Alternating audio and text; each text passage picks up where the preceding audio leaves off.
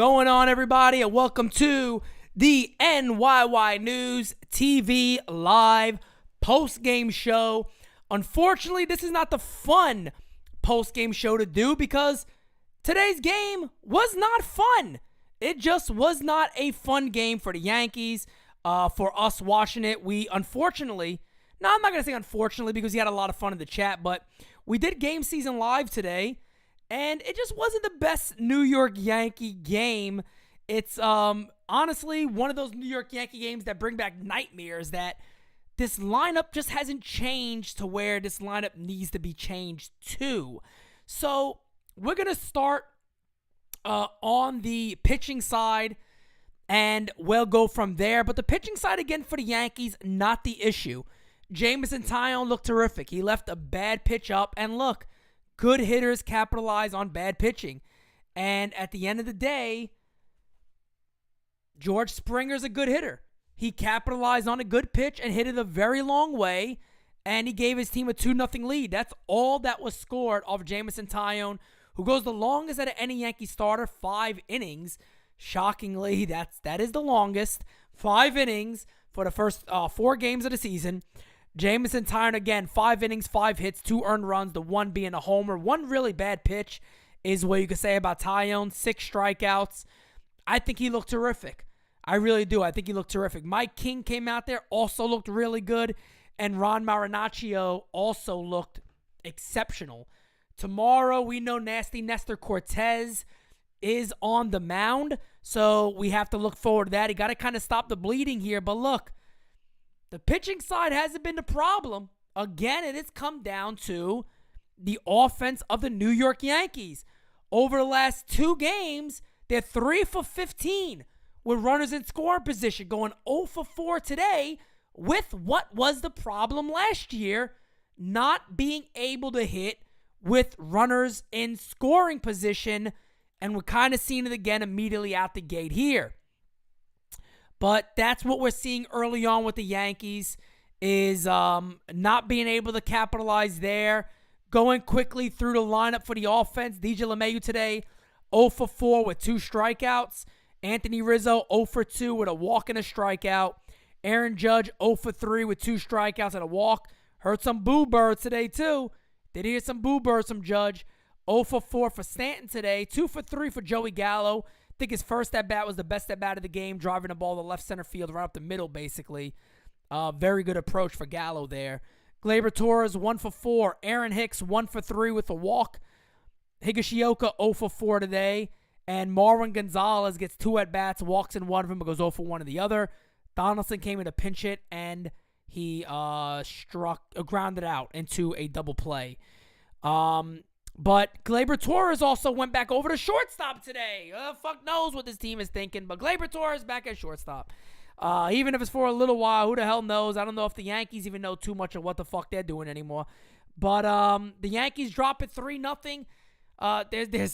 There's really not much to say here on this game. It just wasn't a good offensive performance. They're right back at it tomorrow. That's the best way to look at it. They are now 2-2 on the season, losing their last 2 games. And at the end of the day, it's what we said in yesterday's post-game show. We could say again today, it was a very winnable ball game. The Yankees just had to hit a little more.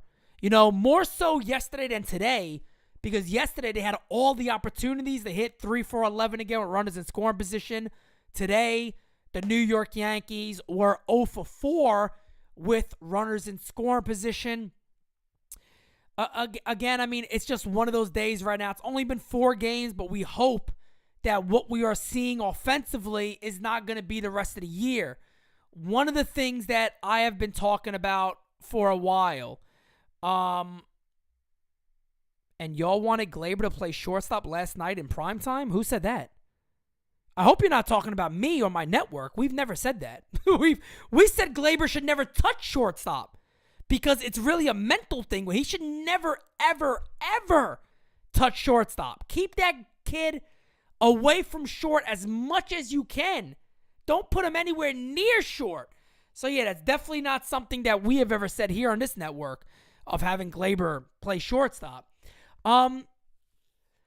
But in reality, one of the big complaints that we had in the offseason was that you didn't change the offense enough to make them become more dynamic. And early out the gate, we're seeing that. So, and I know it's 4 games. I'm not overreacting to it. I'm just simply reacting to what we watched today and what my concern was in the offseason. And it was that exactly. See, the Blue Jays, their offense is not homer or nothing because they can do other things. They can run the bases. They can steal bases. They tried a double steal today with a hit and run. They could hit. They could go to first base and then double and move guys over. They could do. Marwin Gonzalez would play. You said you wanted IKF to sit. We never. My man, look, don't put words in our mouth. I hate when people do that because everybody else watches us. We have been one of the only networks probably saying don't even put Gleyber anywhere near shortstop. You'd put Marwin Gonzalez there. We even said that. So learn to listen to what we say and then react to us. But don't put words in our mouth. We never said that. We said IKF should have sat yesterday and what's his name should have been there, Marwin Gonzalez. That's exactly what we said. That's what we said. Well, nobody ever said put Torres at shortstop. So don't do that. Don't do that. Don't come in here and do that. All right? Don't do that shit. But that's the difference of this Yankee offense. That's why we were so hard this offseason on Brian Cash. I got creative. No, you didn't. You never got creative, fam. You didn't get creative. We got more athletic. Getting better defensively doesn't necessarily mean you got more athletic. Josh Donaldson can't run a lick. You didn't get more athletic. You got Aaron Hicks back out in center field. Your Gold Glove second baseman is not playing second base. These are the questions that we had as Yankee fans, and then people would come in here and go, oh, you guys are just so negative. No, we're not. No, we're not. We're trying to put pressure on an organization to do the right fucking thing so we don't got to see this again. That's what we're trying to do. That's all we've ever tried to do. And as we continue to grow, that pressure on the Yankees will mount. Trust me. Our voices are being heard. It just needs to get to a higher level. It just needs to be at a higher level. That's all there is to it. There is also a trade out there. Unfortunately, it has nothing to do with the Yankees. But Montes, as you guys know, is close to joining the Chicago White Sox. Their ace goes down. They trade prospects that replenish their club. That's what they do. Jonathan Alvarez says, facts, NyynewsTV never tells lies, unlike the Yankees. Well, we just give it to you straight. You know, we're going to pat the Yankees on the back when we need to. And we're going to tell it like it is when we have to tell it like it is. That's how it is. Edwin says, look like Dylan Lawson can't change things. Hey, look, don't blame it on Dylan Lawson either. I said that during the live today. You know, these guys have been playing baseball their whole life. They've been playing baseball their whole life. You know what I mean? They've been playing baseball. He's been playing baseball. These guys been doing this their whole life. A hitting coach could come in with a new philosophy and say, you know what? We wanna go out there and hit strikes hard. So here's my philosophy. Let me show you what I like to do. It's up to the hitters to either take it or improve from it. A lot of that improvement you see on the younger guys that don't have the pedigree the older guys do. A lot of these guys are set in routines. So I don't necessarily blame a Dylan Lawson. I blame Brian Cashman, of anybody, of why this roster really hasn't had a major reconstruction happen. We haven't seen that. That's what we need to see more of. We need to see things like that happen. And Luke says, Marwin hasn't played 13 games, has played about 13 games shortstop the past 3 years. I'd take Gleyber over that. Then Luke, look, then you might as well have traded Gleyber because putting Gleyber Torres back at shortstop is just wrong. It's wrong. It's obviously a mental thing with this kid. You don't put him back at short. You saw the relief it took off from last year. You don't do that. And again, if it was a problem for the Yankees to play a guy like Marwin Gonzalez, then Oswaldo Cabrera should be up. It's that simple. Oswaldo Cabrera should be up then. This stuff is not hard. This stuff is not hard. Not at all. None of this stuff is hard. It's bad construction. That's all it is. It's bad construction. If the Yankees felt, even though they put Marwin at shortstop, and he looked good at short too, by the way. He made a couple of good plays. But if they felt like, okay, Marwin isn't that guy. If they feel like, oh, Marwin isn't that guy, then have Oswaldo Cabrera up who's able to handle that position more. He's played that position more. Luke, it doesn't matter if it's one game. Gleyber Torres should never be at shortstop. This is not hard to understand. We were on NyynewsTV the other day. We talked about this for 20 minutes. Gleyber should never see short. You want to know how fucked up this organization is? I'll tell you right now. I'm not looking to rant here. I gotta save my voice.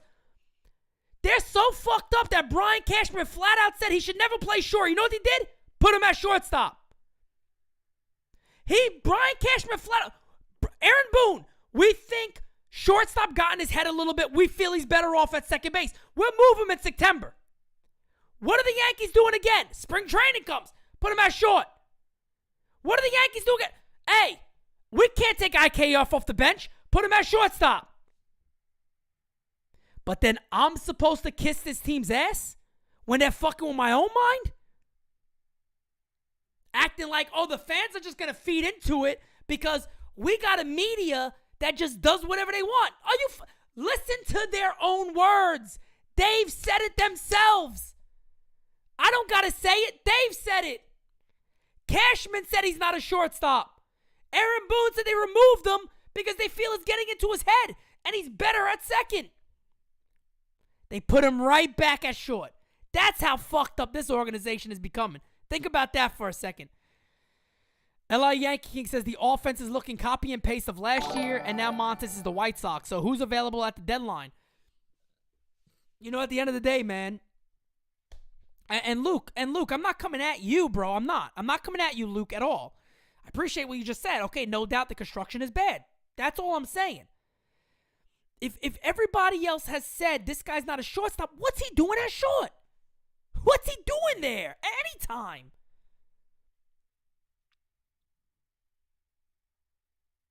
What's he doing there? And LA Yankee, to answer your question, here's the other thing you got to remember as a Yankee fan. Brian Cashman came out today and said, look, we did not sign Carlos Correa or Freeman because we were not going to go over that last tier. We were not going to go above the 270. And that would have been out of our range. Guys, by the way, speaking of the trade deadline, that still fits. What makes us believe? What makes us think they're going to go out there and make some massive moves at the deadline? They're not going to add salary, so they're going to have to overpay like they did with Gallo to get another team to buy some of that contracts. And who's going to be available? Because here's something else you got to remember. 2 additional teams are making the playoffs. More teams are making the playoffs now. Are teams going to be more reactionary to say, let's trade these guys now? Big boy, I said it. And I said it during the live stream. I am not one of those guys that run around saying, trade Judge, trade Judge. I'm not one of those guys. But in the position the Yankees are now, I couldn't blame Brian Cashman. If the Yankees are really struggling near the deadline, if he goes, look, we want to get this guy back, but we could trade him right now for legit prospects. You do it. And that's just smart. That's just smart. That's a smart front office. I'm never for trading Aaron Judge, but that's a smart front office. That's what you should do. That's just being smart. That's not being too smart or overly smart. That's just being smart. It's that simple. But guys, with that being said, Judge hat off. Damn, my hair's still looking fresh. Fucking fire, baby. Kidding me? Could do this all day. Could do this all day. There ain't no team like this. I don't want to hear about these other teams. There ain't no other teams like this one right here. All right? Guys, I'll be back with the... have a little fun, right? You got to have fun. Look, we got to still have fun, guys. Got to still have fun. All right? Can't be miserable. We back at it tomorrow. Let me tell you guys this real quick. We'll have the pregame show for you tomorrow. We'll have the postgame show for you guys tomorrow. Wednesday, Game Season Live is back. Saturday, Game Season Live again. Thank you to the 200-plus people that joined us for Game Season. Appreciate you guys so much. And with that being said, the Yankees drop it. They fall to 2-2 on the season. They lose 3-0 today. Manoah, by the way, I didn't give Manoah his flowers. He looked terrific today. As my prediction in the pregame show, I said I think Manoah would be tough on the Yankees. I did have the Yankees winning. That does not happen. Anthony, my friend, you are the best. Thank you so much for your support. Thank you so much for all of your support. Until next time, guys, I am going to get some nice shut-eye and relaxation. I will talk to you guys next time. See you guys tomorrow. Before it hits the front page,